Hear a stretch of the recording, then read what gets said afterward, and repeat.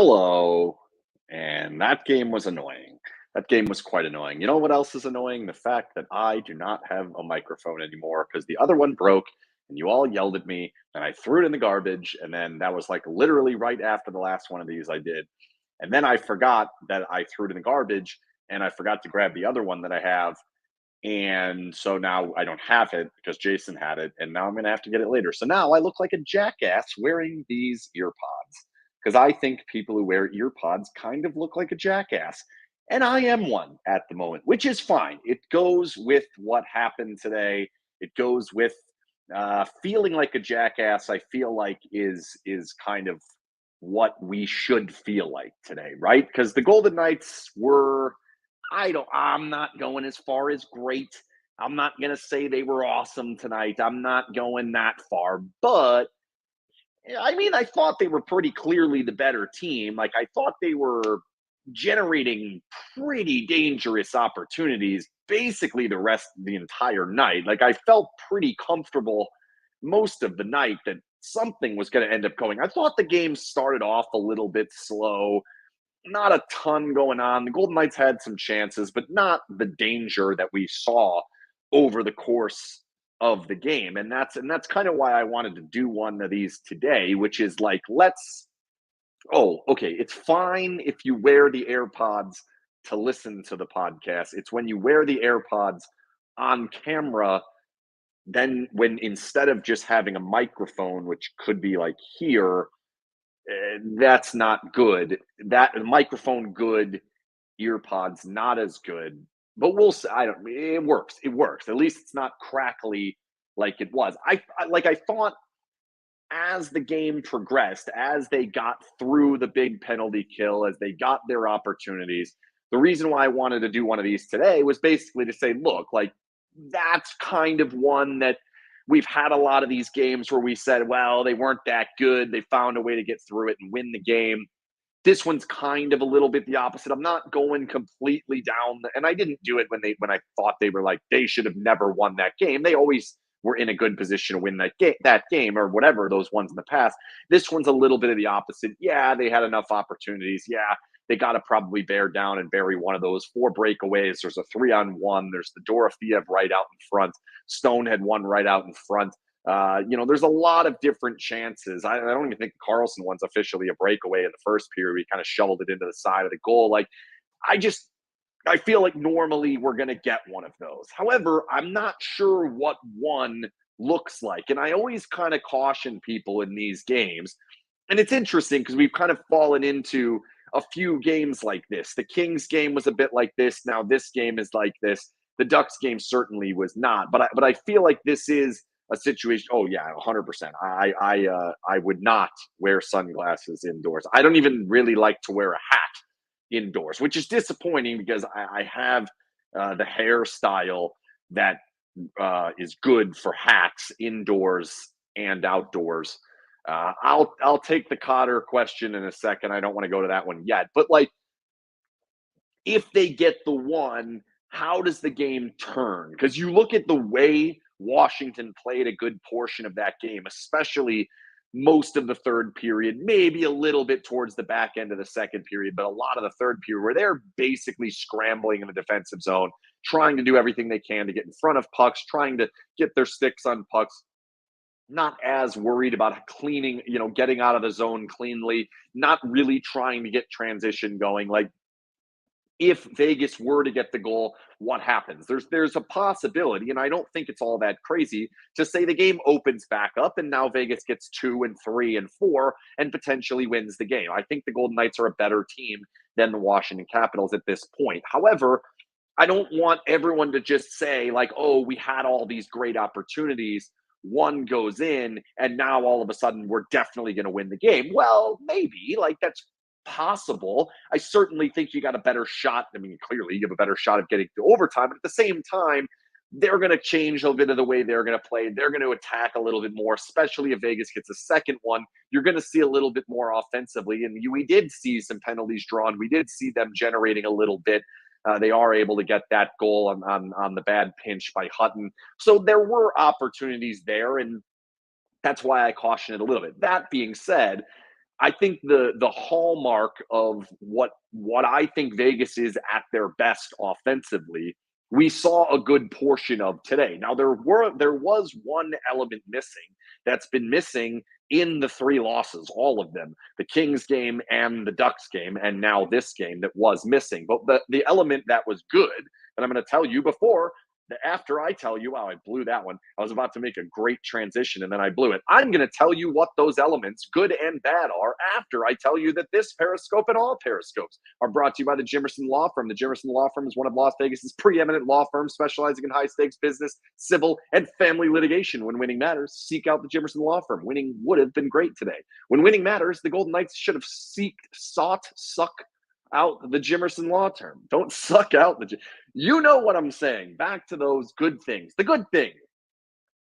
Penalty, or geez, you blew it, Brandon. He put over here penalty kill. I wasn't going to talk about penalty kill, and then it got in my head, and I said it, and I didn't want to say it. That's not what I wanted to say. I am going to talk about that. But the element I liked was the forecheck. I thought the forecheck was very connected, especially in the third period. Every time the puck would kind of jump loose, especially when you're watching it on TV, and I wish I were in the building so I would have been able to see it live because it's even more impressive live. But on TV, you really notice it when the puck is heading towards the corner of the screen, off of the screen, and the camera's about to pan, and the next guy there is always a Golden Knight. No matter which way we're panning, what zone we're in, what's going on, every single time the puck headed towards the end of the screen, it's a Golden Knight there to get it. And that's like the easiest way to recognize puck support. The Golden Knights are excellent in puck support when they're playing good hockey, especially on the offensive zone, especially when they're breaking out well. They're very, very good at making sure that when the puck is not perfectly tape to tape, the next player in line is still a Golden Knight. It's a concept that is very hockey specific. It's not something we see in other sports. I guess maybe a little bit baseball, where you want to have the guy behind the guy in case we blow it. You never see it in football. It's terrible in soccer. It's really bad in basketball. That if the play is not perfect, we have the next player behind them. And there are layers of support behind the puck. What it does is it, A, allows for you to make a mistake. B, it allows for that next play to be there. If you do make the tape-to-tape pass, you can hit the next one to another guy further up the ice, further in the right position. And then lastly, if there is a mistake and the puck does turn over, we've got layers of players that are able to defend, able to get back on the proper side of the puck and make a play defensively and stop whatever fire is potentially there. Very well done in that third period. The puck support was excellent, especially in forechecking. There was simply nowhere for the Caps to go, and they figured it out pretty quickly. There's nowhere for us to put this puck. We have to either start the delay play, which is really where I thought 7-8 minutes left in the game, the Golden Knights kind of were really pushing, and they started delaying a little bit more, where they'd hold the puck back, hold it behind the goal a little bit more, stop up, turn around, go the other way. And you started to see Vegas's pressure is kind of overdoing it to one side on top of the puck or whatever. And what ends up happening is we end up getting the situation where now they have extra time, they have extra space, they're able to chip it out, make the pass out. And that's where I thought it really fell apart. That's where it got real bad at the 6-on-5. I'll talk about that in a little bit later. The element that was not there, that hasn't been there in the 3 games that they've lost, and specifically, let's look at the third period of the Anaheim game, and then certainly the 2 games that they lost here, Washington and then LA, the other ones that they lost. I thought that when the Golden Knights are at their best, they're consistently generating chances in tight. So they work the puck low to high, and they're not really just waiting for that opportunity to be there. I thought today there was a little bit of a disconnect, is that forwards are working the puck back up to the top, and you've got these opportunities where the defensemen are either on the blue line at the points or walking the blue line, and they're looking for the next play. They're looking for these opportunities where I thought a lot of times now you're getting players crashing the net, getting players on top of each other, near each other, down closer, and they don't have the pass. They don't have the opportunity. So we're either recycling the puck around, or we're kind of just throwing it into traffic and not really doing much. And you'll see, if you look at over the course of the last couple of games, Vegas's low danger shots are going up. Low danger Corsi shot attempts is going higher and higher. And it's not necessarily changing how many high danger chances they get. However, if you have a majority of your opportunities coming at low danger, you're going to see games like this where goalies get in a little bit more of a rhythm, blocks are a little bit higher, the exits are a little bit more common where it's one and done. What the Golden Knights do to the other team most of the time, especially when they're playing well. And you see better expected goal numbers, better Corsi numbers, these things that usually should lead to winning that with this team just quite frankly don't. When the Golden Knights really dominate a team on expected goals, they don't always win. And in many times, they actually lose. So I think that the focus has to continue to be getting the puck deeper down into the offensive zone and then holding it. And that's where have the player in tight to give that next pass, have the player in front, work it back up top, but constantly working from the dots down as opposed to the circles out. Like that's what they have to do a little bit more of. And I thought today they kind of fell into we're chasing this game. We've got to get things on goal. We've got to get opportunities. And a lot of these best chances came on scramble plays that they would win a stick battle and now have an opportunity out front. That's how we got the two really, really good chances. Stone had one. I don't know if that one got blocked. I know Carrier was kind of going in front. He jumped in front of it. I wasn't sure who blocked that one. And then the other one was the Dorofeev chance that one's just generated out of a scramble play. One good pass. We've got a guy right in front. That's kind of, those will come, but that's not what you want to rely on, especially what the Golden Knights need to rely on, where they have had a lot more success wearing teams down in deep, making teams kind of lean on them defensively, and then eventually pull them out of position and make something happen. So that's kind of the one aspect of offense that I'm looking at that I'm a little bit concerned about. The other one is 6-on-5. The Golden Knights have now had to pull their goalie 3 different times. And in all 3 instances, they fairly quickly gave up the shorthanded goal. The first time was against Anaheim. It was about 30 seconds. They gave up the shorty, I think, before they even established offensive possession at all in the zone. So that one was just a failure. That game kind of got away. They were very tired. There's a lot going on. That one, I'm not going to lose my mind over the 30 seconds that they didn't play well in a period that they had already given up 3. Not the end of the world there. It's the last 2 that I don't particularly like against the Kings. And then today's I thought was really, really bad because there were multiple opportunities to make things happen and make things kind of go in the direction they need to before we can get to the point where now we can start firing shots on goals, utilize the extra player and make something happen. Both times it's been an inability to get the puck in deep, and most of it has been because there's a kind of a disconnect between whether we want to shoot it in and then go get it and use the numbers advantage to go grab it back, or do we want to try to carry it in and utilize these opportunities. And this is going to sound weird because it's not like fair, and it's not a criticism, I don't think, but this is what I think is happening. Is Eichel and Theodore have the puck so often, and both of them are so proficient at putting the puck in, that there's an expectation that they're going to be able to get it in quite a bit, way more often than we would normally expect, as opposed to a team that constantly knows we're throwing it in every single time. When you're constantly throwing it in, you constantly have the other 5 players up the ice trying to wait at that blue line, time it right, and get in and get that challenge and get that puck back. When Eichel is able to carry it in, when Theodore is able to carry it in, oftentimes players are trying to kind of time their move across the blue line to be available to make that play, to then allow for a quicker, easier, and probably more dangerous entry. When those happen, it looks great. However, when they don't, and I thought today was a good example of that. Eichel made 2 plays in deep, and I think Theodore made one. Maybe it was Pietrangelo that came out and made it. The puck got in deep 3 times, but it wasn't quickly enough that they were able to get that pressure up the ice to actually make something happen, to actually get that puck back and challenge it. And then what happened was we'd end up with 1 down there. It's 1-on-1 or 1-on-2, which is even worse when you have an extra player. They end up kind of pulling up that little stop play, pulling up that delay, popping one off the boards, and now they have an easy exit. And now we've got 4 guys steaming into the zone with they have possession coming out, and you're in danger. You're in danger of the indirect pass, which is what we saw that Ovechkin nearly scored on, tripped. Thought all of a sudden maybe we got something here, but then that time puck comes back down, they knock it in, they get that same exact exit. I think they might have hit the same exact indirect pass, and you're out of luck. I looked it up. Golden Knights have had 3.5 minutes of 6-on-5 play this season. They have 0.09 expected goals.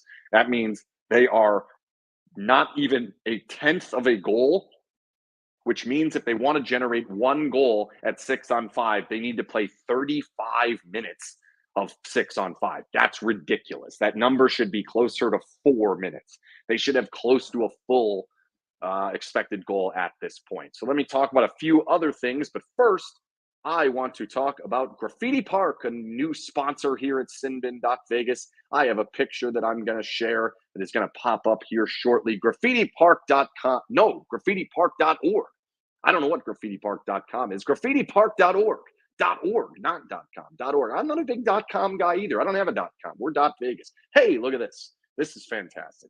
This is a mural right here in Las Vegas, painted by GraffitiPark.org. They are a fantastic local company started by 2 Vegas locals, and they provide a turnkey service for client and artist through a transparent walkthrough design and budget process, as well as all prep, materials, equipment, everything you need to make your mural a reality. Trust me, they are phenomenal, excellent to work for, excellent local company. And trust me, if you want a mural in your house or in your garage or in your business or wherever else you could possibly want a mural, look at how awesome this is. And imagine what it would look like if you wanted things you wanted in your house. Maybe you want this exact picture. I don't know. That is a knight, I assume. It's a lancer, which is a kind of knight. His helmet's a little bit different. He's got the thingy. I don't know what that thingy's called. Nice horse, though. Nice. We like a good knight/horse motif. So if you want something like that, go to graffitipark.org and tell them SinBin sent you. I've not mentioned that all the way through this because I have forgotten. And this time I have remembered.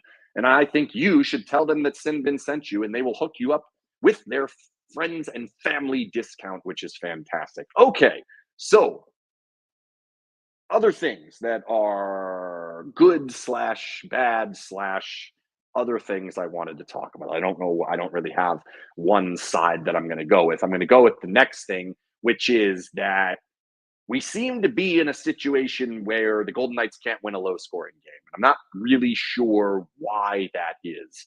Why are we unable to score only 2 goals and find a way to win a game? Why can we not win a 2-1, a 1-0, nothing like that? When the Golden Knights are not generating enough offense, when it's 1 goal after 2 periods, 0 goals after 2 periods, whatever it happens to be, even 2 goals after 2 periods sometimes, they're kind of in a bad spot. Where on the flip side, it's like, well, here's an opportunity. Is it a school in Reno? Well, yeah, see, that's where I don't know the high schools in Las Vegas because I didn't go to high school here. I've never covered high school football or basketball or anything here. And quite frankly, as a 35-year-old, I don't give a shit about high schools. I don't think I should. I think it would be bad if I did. If I did, you would probably question it. And then this particular clip would be cut and put into something else, and then I'd look like an idiot. We're doing a podcast tonight, and I'm gonna complain about social media influencers quite a bit because they bothered me in a documentary I just watched. But you're gonna have to listen to the podcast to find out more about that because I don't really want to talk about it right now, and I want Jason to also complain about it. And then I felt dirty. I don't want to do this job anymore because I felt like I'm one of these folks, and I don't want to be one of these folks, right? There's something on my nose. Yeah, I can't tell. There we go. All right. Couldn't tell if it was on the screen or on my nose. That was bad. Okay. Yeah. All right. So let's talk about a couple of things. Here is the one people wanted to ask about Cotter. 1-game suspension. Do I think Cotter will get the call? It's close. I think the impact is not quite strong enough that it's got to get a call. I think they're going to look at it anytime there's a match penalty. they're clearly going to look at it. He got booted out of this game fairly early. They did get the 5-minute power play against them. I don't think this one has to be. Like, I was pretty strong on the Howden one, saying that one has to be. I don't think it's completely out of the realm of possibility that it's one. I would be shocked if it were two in this particular case, because I really don't think that hit is necessarily aimed as much at the head as maybe the Howden one was. And Howden really just missed. I don't think Howden was a terribly dirty play. However, when you miss that badly, it's going to go down that way. I thought this one was, there is some turn into him.